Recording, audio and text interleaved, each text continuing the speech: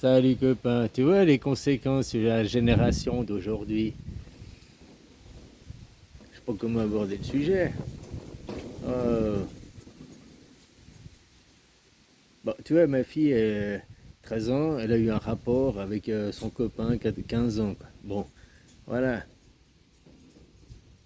Après, parce qu'il y a eu des problèmes à l'école, et c'était la main, sauf un bisou. Puis ici, en Thaïlande, c'est presque encore séparer les filles et les garçons, quoi. Ils vont dans la même école, bien sûr, mais les garçons jouent d'un côté, les filles jouent de l'autre, quoi. Interagir ensemble, souvent comment? Bah non.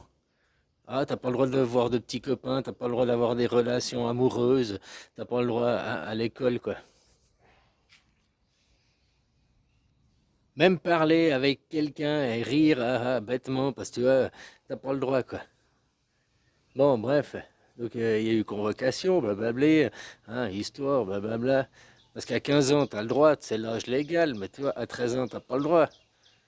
Bon, bref.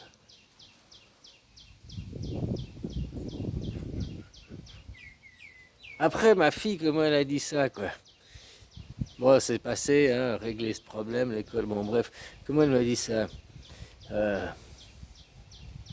Pourquoi je vais pas chez les parents du gars, là, pour demander de l'argent? Et là, ça m'a choqué, tu vois.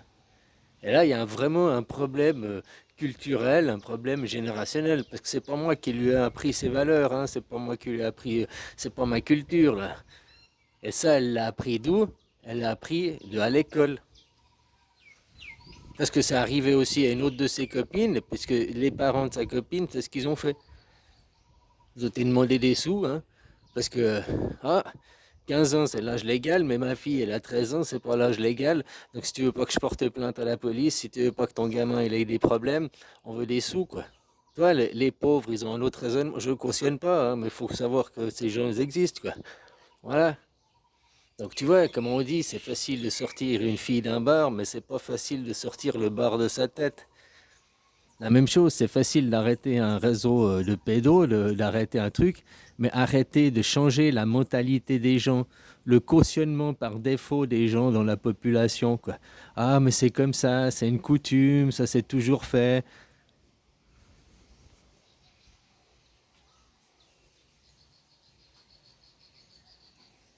Ça, après, tu apprends quoi à tes enfants? Le chantage. Moi, je vais te dire quelque chose. L'argent, ça résoudra jamais une injustice. Non, non, non, dans ton cœur, même que tu as touché des millions, toujours tu seras blessé parce il y a toujours une injustice. Et pour régler une injustice, ben, il n'y a que la justice qui peut régler ce problème, quoi. Tu vois, c'est comme un mec qui dit ah, pour ma réputation, machin, on l'accuse de je sais pas, d'attentat à la pudeur, de machin, ou j'en sais rien, et pour laver sa réputation, il va préférer payer. Mais s'il préfère payer pour le. Non, c'est faute à vous, il avoue son crime, hein. Parce que si tu n'as vraiment rien fait, que tu es un mec d'honneur, tu vas jamais payer parce que tu n'as rien fait. Tu comprends ce que je veux dire? Ah, mais dans la société, machin et tout. Ouais, bah vous êtes dans une société sans valeur, quoi. Parce que si tu as des valeurs, tu n'as rien fait, pourquoi tu. Hein? Payer, c'est cautionner, puis après on peut te faire du maître chantage aussi à la limite.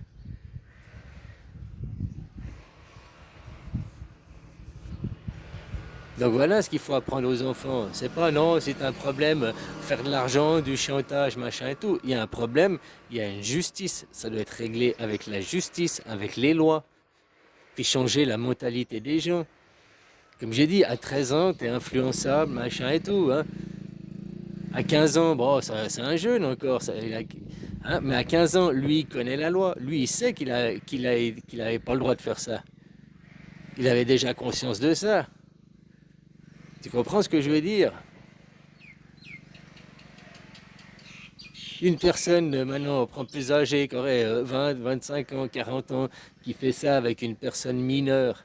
Le mineur, il est peut-être inconscient, le mineur, hein, on lui propose de l'argent, on lui propose, hein, il est mal dans sa peau. Voilà quoi.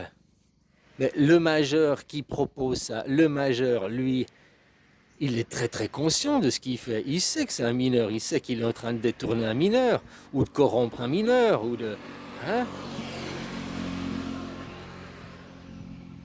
Donc tu vois, après on va dire aux jeunes, souvent on dit c'est les jeunes, t'es provocatrice, tu t'habillais comme une pute, machin, c'est ta faute. On met souvent la faute sur les femmes aussi en cas de viol, hein. On retourne la situation, les gens veulent retourner la situation, quoi. Mais c'est quoi apprendre à la jeunesse? C'est pas régler ça par la justice. Et moi, je peux te dire quelque chose. L'argent ne peut pas régler une injustice, quoi.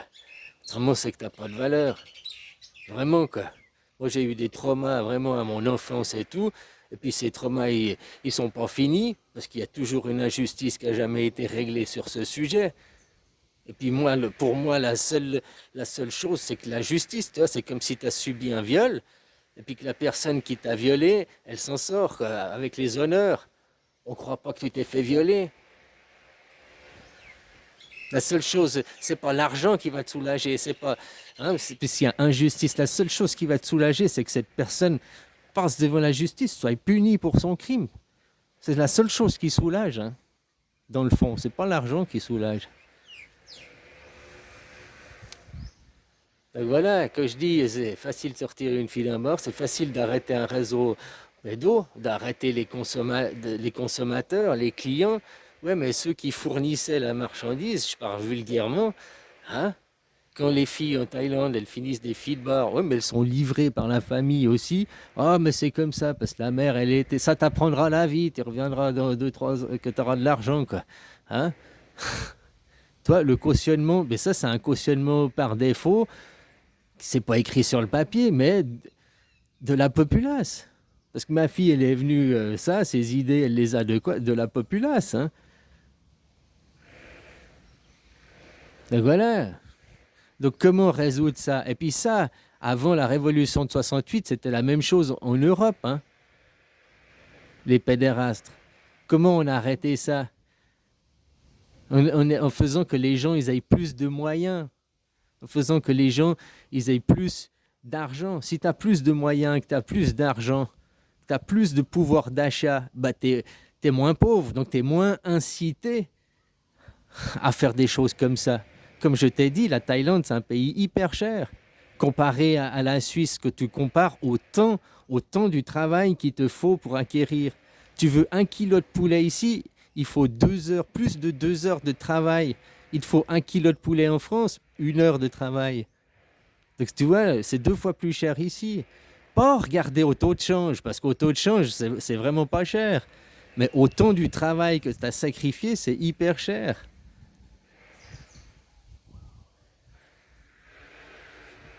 Voilà comment tu regardes. Donc c'est un pays hyper cher. Les gens, ils sont les riches, les pauvres. Les riches qui contrôlent à dominer les pauvres qui continuent à chanter leur blues. T'as beau sortir une fille d'un bar, faut changer la mentalité dans sa tête, mais une population, c'est la même chose.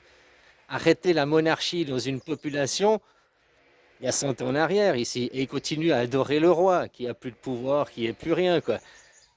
Tu comprends ce que je veux dire?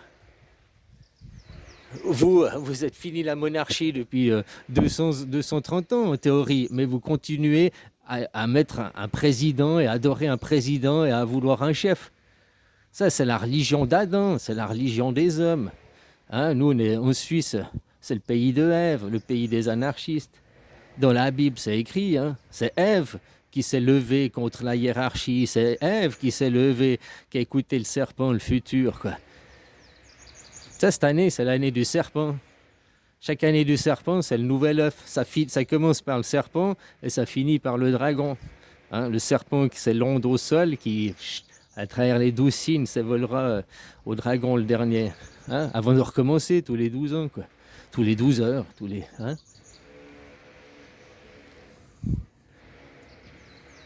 Voilà, l'année passée, le dragon, ça a fini un cycle. Cette année, c'est le serpent. T'as vu, les choses se réemboîtent, ça se recommence. Mais à vous aussi de demander la démocratie.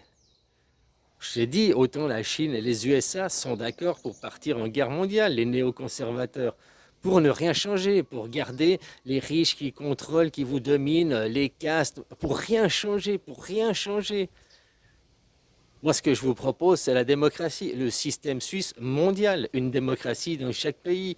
Après, la population de chaque nation décidera de elle-même pour son pays. Parce que chaque nation a des cultures et des valeurs différentes, mais par le vote, pas par l'imposition des élites, des riches. Voilà ce qui est le combat. Amener la démocratie mondiale. C'est ça la mondialisation, une démocratie mondiale. Pas un capitalisme mondial, pas un communisme mondial. Après, vous voterez. Ah, dans notre pays, on veut le capitalisme. Ah, dans notre pays, on veut mettre les choses en commun. Ben, vous voterez, les gens ils choisiront. C'est là où il est le vrai combat. Arrêtez de donner allégeance aux riches, aux seigneurs, et que vous deveniez des vrais souverains.